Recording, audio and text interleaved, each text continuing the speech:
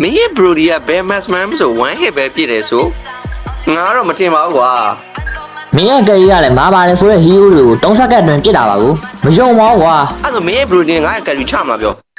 ငါရဲ့ Brody ကလည်းမြန်မာနံပါတ်1 Brody မင်းရဲ့ carry ကလည်းမြန်မာနံပါတ်1 carry ဘယ်ကောင်ပူချမ်းလဲတီးအောင်1v1 မုံမှာတီးကြမယ်လေဟာမင်းတော်တော်စကားများတဲ့ကောင်ပဲမင်းအခုချင်းချင်းဝင်ခဲ့လိုက်ကွာလား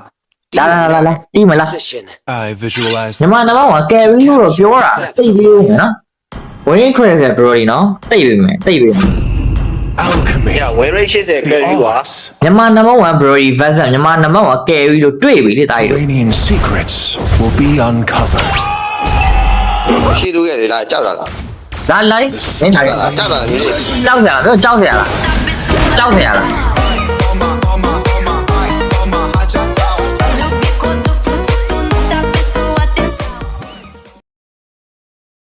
မြန်မာနံပါတ်1 Brody versus မြန်မာနံပါတ်1 carry လို့တွေ့ပြီလေတာကြီးတို့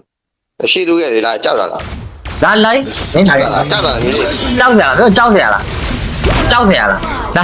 လာ from the very resonate ဟဲပါသေးရဲ့ကောင်းလေးอ่ะမြန်မာနံပါတ်1 carry လို့တော့ပြောတာပဲเนาะပြောဘယ်မှာပုံးနေရတော့ကမကြောက်လာလားဘာကြီးလဲလို့တော့အဲ့ Oh my god ဟာလေလာပြီလားပုံးလားကြောက်လာလားပုံးလား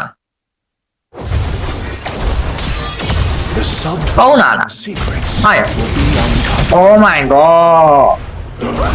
နေအောင်တော့ 1k ပဲလူတော့ရယ်ဆိုတော့ဘယ်ကောင်နိုင်ဝမ်းမလဲဆိုတာ unknown ဖတ်မှန်ခဲ့ကြအောင်ဒါကြီး